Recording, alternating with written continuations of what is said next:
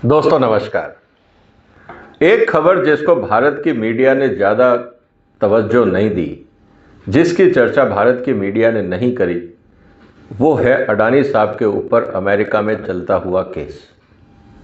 27 तारीख को हियरिंग थी। वहाँ की अदालत में जो वहाँ के एनफोर्समेंट ऑफिसर्स हैं, उन्होंने ये कहा कि साहब अभी तक अडानी साहब को सम्मन जारी नहीं हुआ है।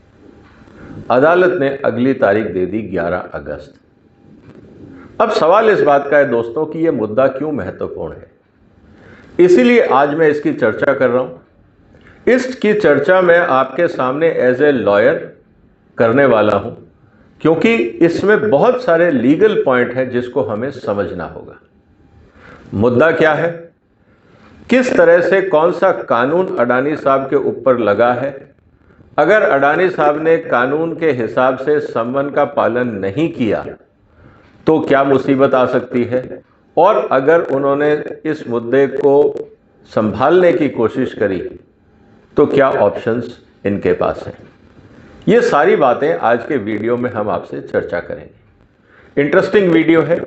अमेरिका के कानूनों के बारे में हम चर्चा करेंगे और इस पूरे केस में वो कानून कैसे लगे हैं इसको समझेंगे। और सबसे बड़ा कारण यह है कि जितनी भी कंपनियां भारत में हैं और जो वो रिश्वत देती हैं, अगर किसी कारण से वो अमेरिका में ऑपरेट करने का प्रयास करती हैं तो मुसीबत में आ सकती हैं। ये एक मैसेज भी इस प्रेजेंटेशन से हम देने का प्रयास करेंगे। इसलिए दोस्तों इस पूरे डिस्कशन को अंत तक देखिएगा, इसको शेयर करिएगा और एक बात का सवाल का जवाब आप आखिर में दीजिएगा कि क्या भारत में ऐसा कानून नहीं चाहिए हमें, और अगर भारत को विकसित राष्ट्र बनाना है तो क्या बगैर इस कानून के भारत कभी विकसित राष्ट्र बन सकेगा। ये एक बड़ा सवाल मैं आपके लिए छोड़ देता हूं। शुरुआत करते हैं आज के केस को लेकर। मेरा ये कहना है कि अमेरिका की छोटी अदालत में अडानी साहब बड़ी मुश्किल में क्यों है। अदालत छोटी हो या बड़ी हो, कानूनी प्रावधान तो वही रहते हैं। हमेशा केस छोटी अदालत से शुरू होता है। अगर आपको वहाँ के जजमेंट पसंद नहीं आते या आपको लगता है आपके साथ अन्याय हुआ तो आप अपील के लिए हायर कोर्ट में जा सकते हैं। लेकिन जो डिस्ट्रिक्ट कोर्ट है न्यूयॉर्क का, जहाँ पे एक केस चल रहा है, इस समय सुनवाई वहाँ हो रही है, जिसको आप छोटी अदालत भी बोल सकते हैं। लेकिन कानून में छोटा बड़ा नहीं होता, कानून में एक प्रक्रिया होती है। तो इसीलिए जो हम डिस्ट्रिक्ट कोर्ट होते हैं उसको छोटी अदालत बोलते हैं, लेकिन वो छोटी होती नहीं है, वो ट्रायल कोर्ट्स होते हैं। आरोप क्या है दोस्तों, एक ब्राइबरी का केस है अडानी साहब के ऊपर, और सिर्फ अडानी साहब के ऊपर नहीं, करीब 5-6 लोग हैं। गौतम अडानी, उनके जो नेफ्यू है सागर अडानी, उनके एक कर्मचारी हैं विनीत जैन, और 5 अदर इंक्लूडिंग एक कंपनी जिसके बिहाफ पे या जिसके कॉन्ट्रैक्ट के लिए रिश्वत दी गई थी। और किस केस में फंसाया गया है, फॉरेन करप्ट प्रैक्टिसेस एक्ट। अगर आप विदेशी भी हैं और आप अमेरिकन मार्केट में ऑपरेट कर रहे हैं, अगर आपने वहां पे करप्शन किया है, तब भी, चाहे वो अमेरिका की जमीन पे करप्शन नहीं है, आप अगर विदेश में भी करप्शन करते हैं और आपका अमेरिकन मार्केट से कोई लेना देना है, स्टॉक मार्केट से या फाइनेंशियल मार्केट से, तो आपकी जवाबदेही तय होती है। ये है कानून। साथ ही उसमें जो कहा गया है कि जो फ्रॉड है वो सिक्योरिटीज का है, मेल वायर फ्रॉड है, ऑब्स्ट्रक्शन ऑफ जस्टिस है। कुल मिला के ये है कि आपने एक तो गलत काम किया, फिर आप कोऑपरेट नहीं कर रहे हैं और जस्टिस की प्रक्रिया में बाधा डाल रहे हैं। पूरा मुद्दा करीब 2000 करोड़ से ऊपर की रिश्वत का है। 2000 करोड़। अब ये 2000 करोड़ की रिश्वत किस काम के लिए दी गई होगी दोस्तों, आप सोचिएगा।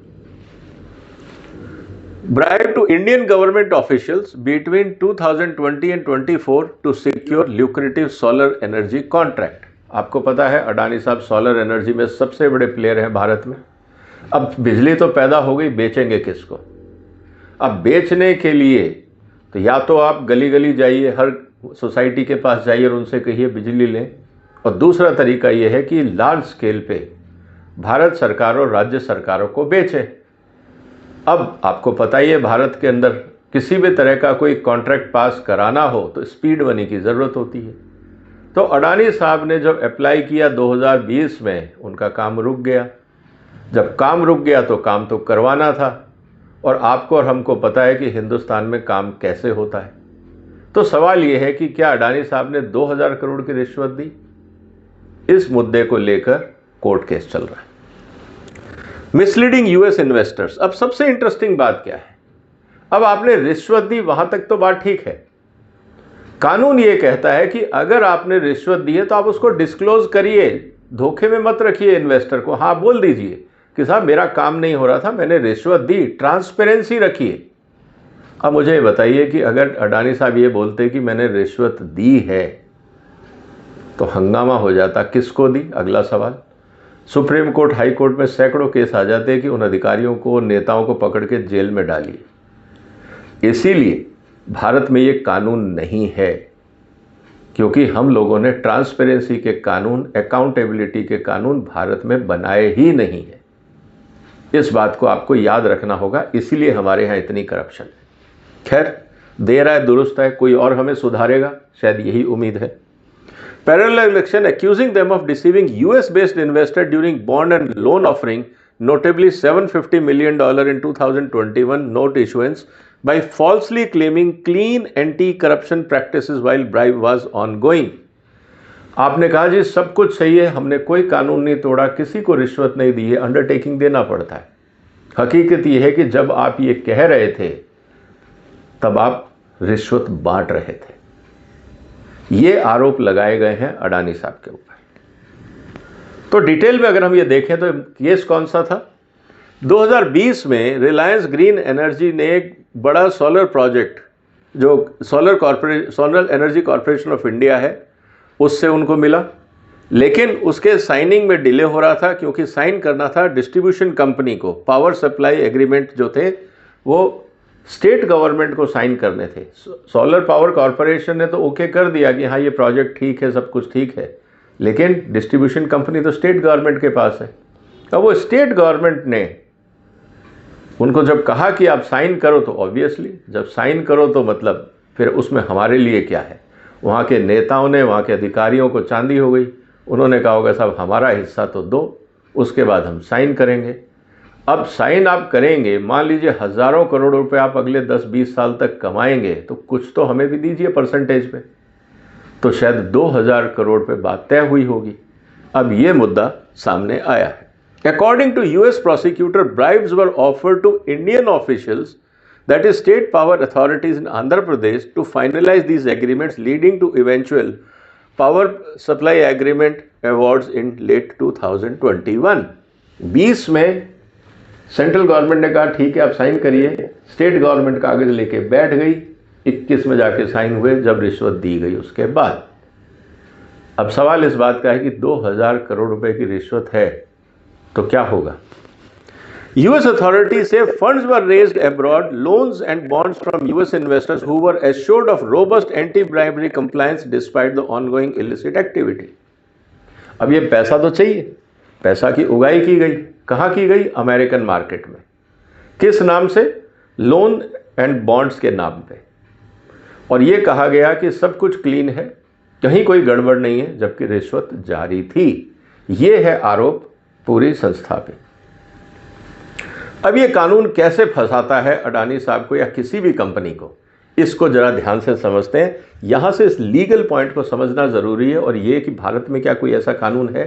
नहीं है, तो क्यों नहीं है? ये बेसिक सवाल है। Does foreign corruption prevention act जो है वहां का apply to foreign nationals and companies? Answer is yes. क्या विदेशी, आप कानून तो अमेरिका का है, विदेश पे कैसे लगेगा? क्योंकि आप अमेरिका में पैसा उगा रहे हैं। कौन सी कंडीशंस हैं, आप कैसे अमेरिका को इन्वॉल्व कर रहे हैं इस करप्शन के खेल में, ये बड़ा इंटरेस्टिंग है समझना दोस्तों। आप अगर यूएस की कैपिटल मार्केट यूज कर रहे हैं, उसमें बॉन्ड्स उठा रहे हैं, इसका मतलब आपने अमेरिकन कानून में ऑपरेट किया, अमेरिका की धरती पर ऑपरेट किया, आप पे कानून लागू होगा। Use of US communication system, अगर आपने कोई भी मेल या फोन किया और जिसका सर्वर अमेरिका में है, चाहे आप जीमेल दिल्ली से लेकर हैदराबाद या हैदराबाद से दिल्ली कर रहे हो, अगर उस मेल के अंदर वो सर्वर अगर अमेरिका में है और गूगल का सर्वर मान लीजिए अमेरिका से रूट होके आया है, आप अपराधी हो गए, क्योंकि आपने अमेरिका में जो बेस्ड सर्वर है आपने उसका इस्तेमाल किया। कितना इंटरेस्टिंग आर्ग्यूमेंट और कितना इंटरेस्टिंग लॉ है sir. Use of US banks for payment flows, wire transfer in USD via correspondent banks. आपने डॉलर में पेमेंट ली और डॉलर में पे किया उन बैंकों के थ्रू जहां पे डॉलर ट्रांजैक्शंस के साथ अमेरिका का समझौता है। अब आप अगर अमेरिका में पैसा उठाएंगे तो कैश में तो लाएंगे नहीं, ट्रक भर के लाएंगे नहीं, बैंकों के थ्रू करेंगे, और डॉलर में ही पैसा उठाया होगा, रुपए में तो कोई देता नहीं वहां पे। तो आपने डॉलर उठाए जो अमेरिकन करेंसी, डॉलर का बैंकिंग सिस्टम इस्तेमाल किया रूटिंग के लिए, वायर ट्रांसफर के लिए, वो भी अमेरिकन, इसलिए आप वहां पे भी दोषी पाए गए। Presence in the US, road shows, meetings and marketing in US cities. आपने वहां लोगों को जाके मिले, बातचीत करी, क्योंकि आपको काफी बड़ा पैसा उठाना है, क्योंकि आपने वो सब अमेरिका की धरती पे किया, इसीलिए आप अमेरिका के अपराधी हो गए। कितना इंटरेस्टिंग कानून है दोस्तों, इसको समझना होगा। इसीलिए मैंने कहा कि इस पूरे मुद्दे को आप लीगल पॉइंट ऑफ व्यू से समझिए। अब सबसे इंपॉर्टेंट क्या है, अब हो क्या रहा है इस पूरे मुद्दे में। थोड़ा सा वीडियो लंबा होगा, पेशेंस रखिएगा। Legal processes underway, criminal route. Department of justice ने 5 मुद्दों के ऊपर चार्जेस फ्रेम किए हैं, जिसमें जैसे मैंने कहा कि foreign corrupt practices act and US fraud statute में उसमें उन्होंने अरेस्ट वारंट इशू किया है, मतलब क्रिमिनल चार्जेस फ्रेम किए हैं। एक तो ये हो गया। सिविल रूट में उन्होंने कहा है कि permanent injunction, major penalties and directorship ban.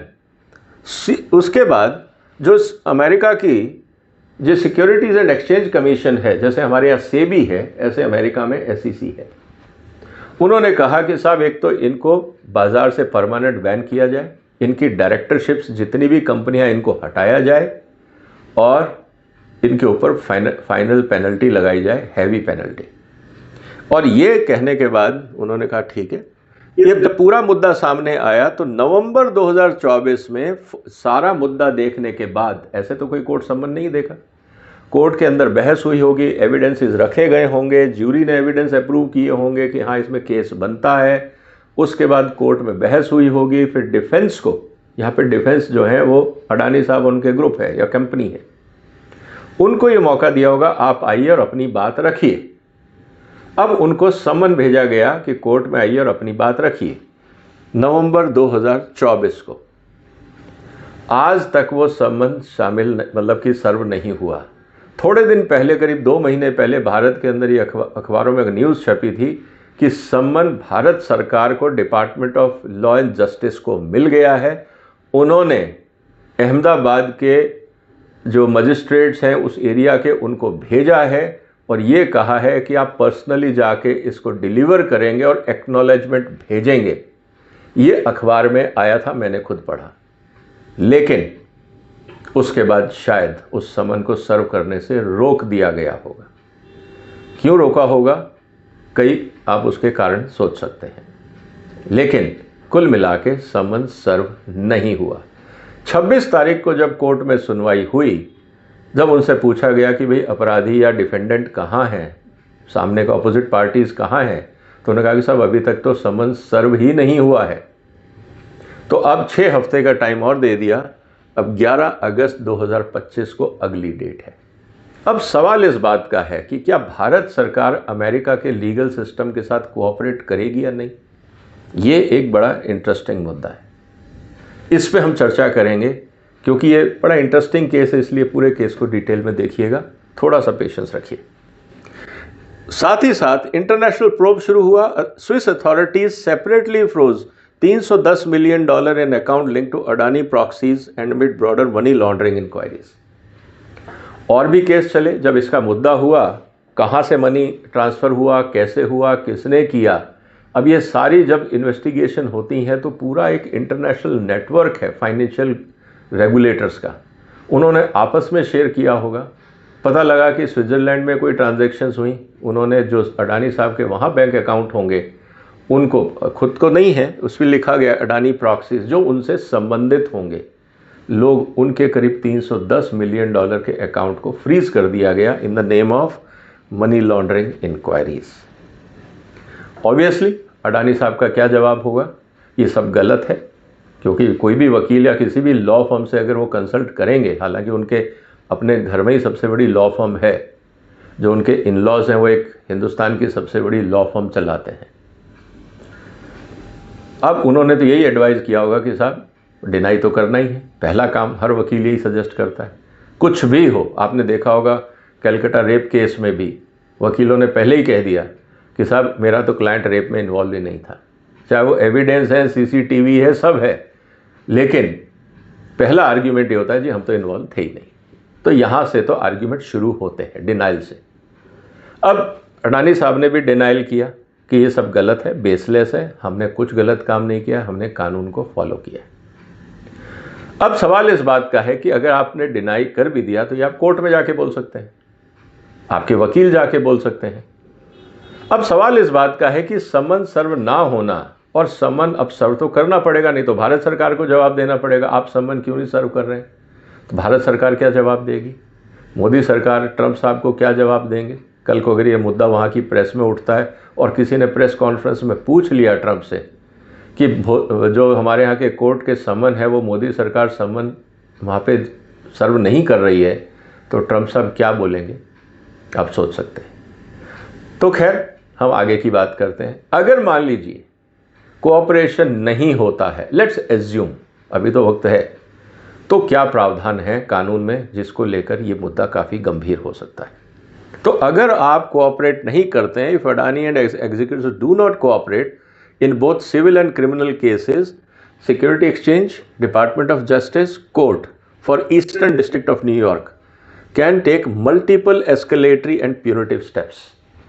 मुद्दा गंभीर हो जाएगा, सजाएं बहुत बढ़ सकती हैं। अब वो कौन सी सजाएं होंगी, इसकी चर्चा अगले 4-5 स्लाइड में मैं आपसे करूंगा, क्योंकि ये बड़ा खतरनाक प्रावधान है। इसीलिए मैं कह रहा हूं कि ये कानून भारत में होना भी ज़रूरी है अगर इस देश को विकसित राष्ट्र बनना है तो, नहीं तो भ्रष्टाचार इस देश को कभी आगे नहीं बढ़ने देगा। और पॉलिटिशियंस, इंडस्ट्री, ब्यूरोक्रेसी, हम जुडिशरी के बारे में क्या कहें, अभी तो एक जज साहब के यहाँ नोट जलने की खबर तक आई। तो कहने का मतलब ये है कि इस देश को अगर सुधरना है तो पहले कानून सुधारना। अब कानून क्या कहता है?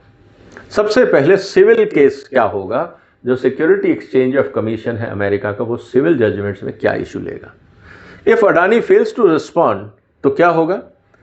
वो ये कहेंगे कोर्ट को कि साहब जो अपराधी है वो आ नहीं रहा है, अब आप अपनी तरफ से डिफॉल्ट जजमेंट, मतलब आपकी सुनवाई नहीं होगी क्योंकि आप आ ही नहीं रहे, आपको पूरा मौका दिया, नेचुरल जस्टिस का एक प्रावधान होता है, वो पूरा मौका दिया, आप अगर नहीं आ रहे हैं तो फिर डिफॉल्ट जस्टिस मतलब आपकी एब्सेंस में कानून के हिसाब से जो भी सज़ा मिलती है, हो सकती है, वो आप दीजिए। और वो क्या हो सकता है? द कोर्ट में ग्रांट परमानेंट इंजंक्शन, आप कभी भी अमेरिकन मार्केट में आ नहीं सकते, और ये बहुत खतरनाक चीज़ है, आपको पूरी तरह से अमेरिका में बैन कर दिया जा सकता है। जितनी संपत्ति आपने आज तक इस कॉन्ट्रैक्ट के माध्यम से कमाई होगी या इस कंपनी की, जो भी कोर्ट ऑर्डर दे सकता है, वो सारी जब्त की जा सकती है। सिविल मॉनेटरी पेनल्टीज, साथ में आपके ऊपर सजाएं हो सकती हैं। और सजाएं कैसी होती हैं मैं आखिरी स्लाइड में आपके रखूंगा कि ये पहला मुद्दा नहीं है ब्राइबरी का, कई कंपनियों ने ऐसे काम किए, उन पे कोर्ट ने सजा देके कैसे उस केस को निपटाया वो भी मैं आपके सामने रखूंगा, तो इसको देखिएगा।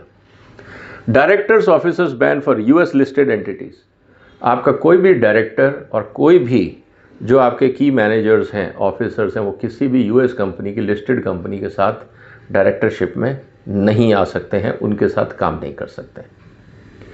अब ये इसके इम्प्लीकेशंस क्या हैं उसको हम आगे डिटेल में समझेंगे। The judgment will become binding under US laws and can be enforced abroad through mutual legal assistance treaties. अब MLAT जो म्यूचुअल लीगल असिस्टेंस ट्रीटी है, अब ये आदेश तो देगा अमेरिका का कोर्ट, वो ऑर्डर आएगा भारत सरकार के पास, और भारत सरकार को कहा जाएगा कि आप इसको एनफोर्स करिए, क्योंकि भारत सरकार जब वहाँ पे टेररिस्ट जो हैं उनको अरेस्ट करा के मंगाना चाहती है, तो there is a legal assistance treaty कि यहाँ के अपराधी अगर अमेरिका में छुपे हुए हैं उनको पकड़ के भारत को देना, ये इसी के तहत होता है। और अगर भारत सरकार कहती है हम नहीं करेंगे, तो क्या आज के बाद भारत को अमेरिका कोऑपरेट करेगा? इसीलिए ये इंटरनेशनल मुद्दा बहुत गंभीर है, डिप्लोमेसी में इसका इम्प्लीकेशंस बहुत सीरियस हो सकता है। और क्या हो सकता है?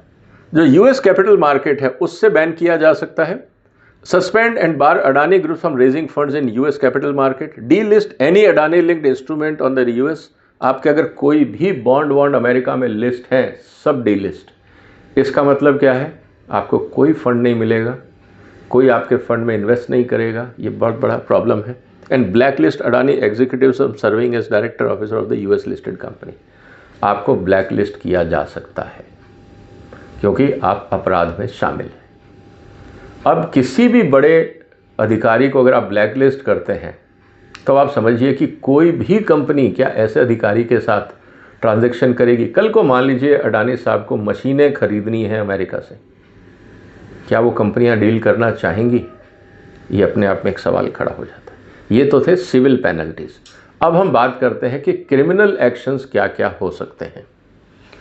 डिपार्टमेंट ऑफ जस्टिस, क्योंकि जो एसईसी है वो फाइनेंशियल ऑर्गेनाइजेशन है, वो तो सिविल केस लेंगे, लेकिन डिपार्टमेंट ऑफ जस्टिस जो है वो कानूनी कार्रवाई क्रिमिनल रूप में भी कर सकता है।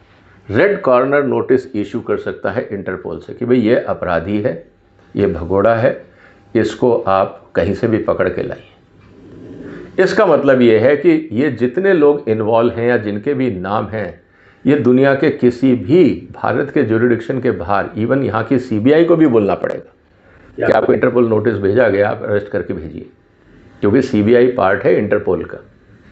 और अगर मान लीजिए सीबीआई कार्रवाई नहीं करती, इनमें से कोई भी व्यक्ति विदेश जाता है और वहाँ की संस्था एयरपोर्ट पे जो वो इंटरपोल नोटिस रहेगा रेड कॉर्नर का, इनको किसी भी पोर्ट पे एंट्री एग्जिट टाइम पे अरेस्ट किया जा सकता है। तो ये एक बहुत बड़ा सीरियस मुद्दा बन सकता है। Can issue Interpol to issue red corner notice for all the concern people while India offer resist extradition of national such notices. आपको क्या होगा? भारत सरकार कहेगी हम नहीं मानते, जैसा मैंने आपको कहा इंटरनेशनल ट्रैवल आपका बंद हो जाएगा क्योंकि बाकी कंट्रीज के पास रेड कॉर्नर नोटिस है। जितना आपका बैंकिंग सिस्टम है, जहाँ जहाँ पे भी आप बैंक अकाउंट होल्डर हैं, उस सारे बैंक आपके अकाउंट के ऊपर रिस्ट्रिक्शन लगा देंगे क्योंकि आप भगोड़े हैं, आपके अकाउंट सीज हो सकते हैं। और ग्लोबल रेप्यूटेशन, इतनी बड़ी कंपनी है तो असर तो पड़ेगा। India is not obliged to extradite without a treaty and independent legal proceedings, but red corner notice can limit। अब कहीं भी जाएंगे समस्या हो जाएगी। उसके अलावा जितने भी एसेट्स हैं अमेरिका में और इंटरनेशनल ज्यूरिडिक्शन में, बाकी कंट्रीज में, स्विट्जरलैंड, सिंगापुर, जहाँ जहाँ पे भी अमेरिका का समझौता है, जहाँ जहाँ पे भी अडानी के एसेट्स होंगे उन सबको फ्रीज किया जा सकता है। मतलब जितनी इंटरनेशनल बैंकों में पैसा पड़ा है वो सारे अकाउंट भी फ्रीज किए जा सकते हैं।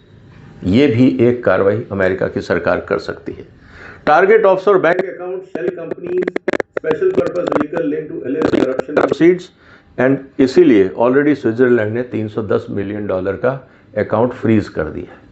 अब अडानी साहब की मॉरिशस में भी होंगे, दुबई में भी होंगे, सिंगापुर में भी होंगे, वहाँ क्या होगा? सब जगह ये प्रॉब्लम्स शुरू हो जाएंगी। इसके अलावा sealed indictment and fugitive status designation, आपको भगोड़ा घोषित किया जा सकता है। Future charges of money laundering, obstructing and racketeering, ये कानून और जोड़ दिए जाएंगे कि आपने कानून का साथ नहीं दिया, आप व्यवधान डाल रहे हैं। यूएस बेस्ड एसोसिएट्स और फॉरेन बैंक्स हेल्पिंग पेमेंट, जो भी अमेरिका की कोई भी कंपनी, बैंकिंग एंड एसोसिएट्स, उनकी कोई भी कंपनी, उनके कोई भी व्यापारी, टेक्नोलॉजी प्रोवाइडर जो भी अडानी के साथ काम कर रहे हैं, उन सबको रिस्ट्रिक्शन के आदेश दिए जा सकते हैं कि आप इन ऑर्गेनाइजेशन और लोगों के साथ काम नहीं करेंगे। और अमेरिकन कंपनीज सिर्फ अमेरिका में तो नहीं है, वो चाइना में भी ऑपरेट कर रही है। मान लीजिए आपको सीमेंस से इलेक्ट्रिकल कंपोनेंट्स चाहिए, तो क्या होगा? सीमेंस अमेरिका में भी ऑपरेट कर रहा है, यूरोप में भी कर रहा है, चाइना में भी कर रहा है, भारत में भी कर रहा है, रिस्ट्रिक्शन शुरू हो जाएंगे। तो ये काफ़ी खतरनाक आदेश हो सकता है। ये तो अभी पहले हमने देखा एसईसी ने क्या लिया, फिर डिपार्टमेंट ऑफ जस्टिस ने क्या लिया। अब कोर्ट क्या ऑर्डर दे सकता है? वो देगा कंटेम्प्ट ऑफ कोर्ट का, कि हमने आपको बुलाया, आप नहीं आए, आपने लीगल प्रोसेस में व्यवधान डाला। द कोर्ट में hold them civil and criminal contempt, दोनों के मुद्दे में मतलब कि allow additional fine, sanctions and asset seizure under US jurisdiction. Court अपने हिसाब से कोई भी और एडिशनल आदेश दे सकता है। Extradition enforcement mechanism under US law serve summon abroad via Hague convention और बायलैटरल ट्रीटी। अब कोर्ट ने जब सम्मन दिया, भारत सरकार को क्यों सम्मन सर्व करना पड़ेगा? क्योंकि हम हेग कन्वेंशन के मेंबर हैं और उसमें है कि अब हर देश का तो अपना ज्यूरिडिक्शन दूसरे देश में होता नहीं, तो बाकी सरकारों को कोऑपरेट करना पड़ेगा दूसरे देशों से ताकि दुनिया में जस्टिस बना रहे। क्या भारत सरकार इंटरनेशनल कन्वेंशन का पालन नहीं करेगी? तो जवाब क्या देंगे वो? ये अपने आप एक बहुत बड़ा सवाल बन जाएगा। Request India's cooperation under mutual legal assistance treaty through India, दो इंडिया हैज़ ए डिस्क्रिशन। हम नहीं करते लेकिन उसकी कीमत भी चुकानी पड़ती है। ये तो था अभी लीगल कार्रवाई। प्राइवेट सेक्टर के अंदर और क्या कार्रवाई होगी, इसको भी जरा समझ सकते हैं। रेपुटेशन एंड स्ट्रेटेजिक कॉन्सिक्वेंसेज में क्या आ सकता है? Non cooperation trigger enhance due diligence by global bank. सारे बैंक अडानी को लोन देने से पहले 10 बार सोचेंगे। और अमेरिकन गवर्नमेंट ये भी कर सकती है, डू नॉट इन्वेस्ट लिस्ट में भी अडानी को डाल सकती है। Sustainability link loan, green bonds, ESG investors, जितने भी पेंशन फंड्स हैं बाकी हैं, ये सब अपने हाथ पीछे खींच लेंगे। तो अडानी को तो इस समय इन्वेस्टमेंट चाहिए, और जिन्होंने पैसा दिया वो भी कहेंगे कि हमारा पैसा रिफंड करिए, हमें आपके साथ काम नहीं करना। उस स्थिति में क्या होगा?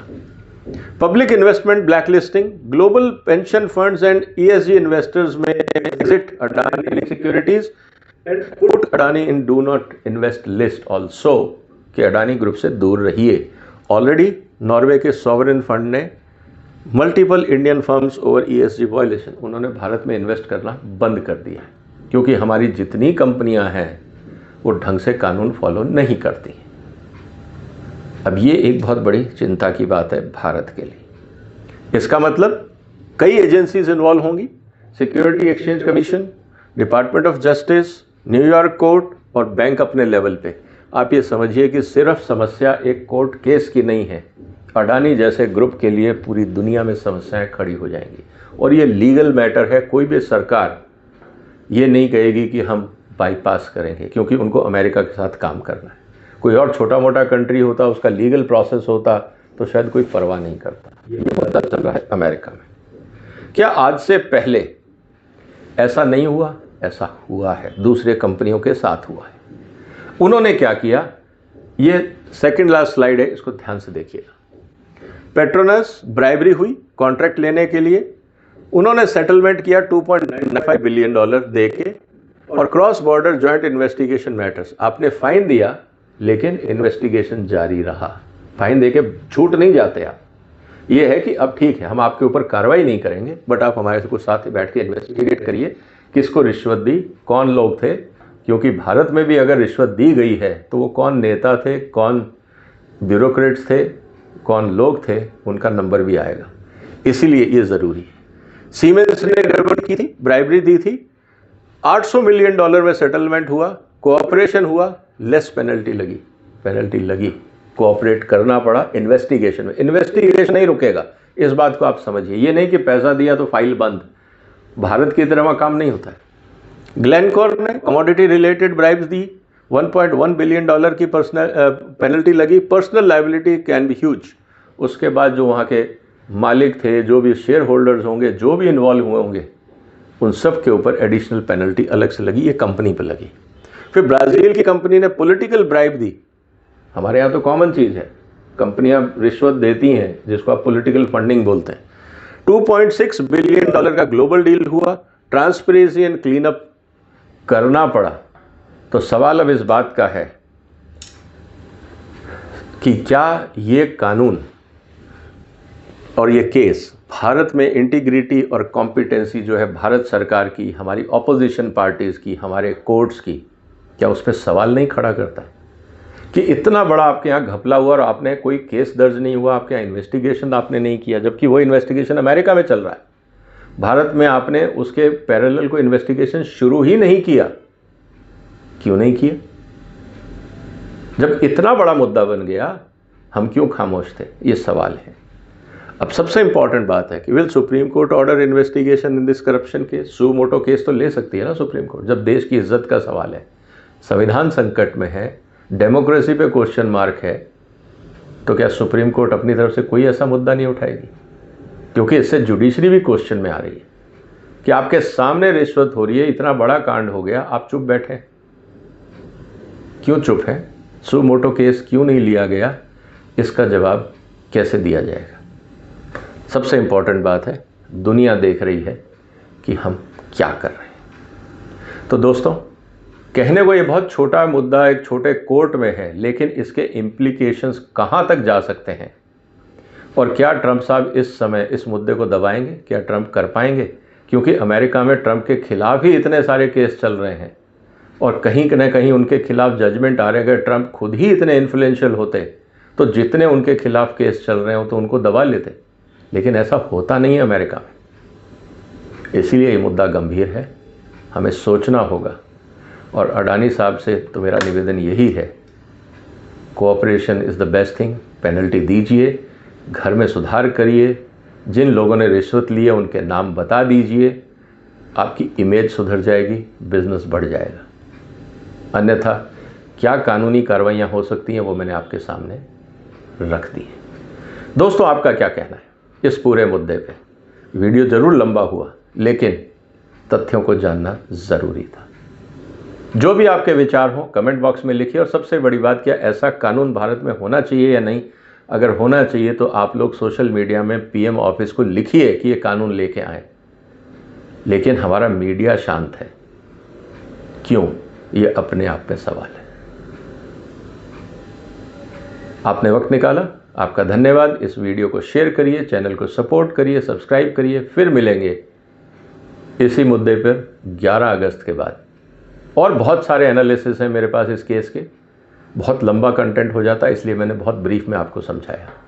एज ए लॉयर सिंपल भाषा में जो मैं आपको समझा सकता था मैंने आपको बताया। अपना ध्यान रखिएगा। फिलहाल वंदे मातरम।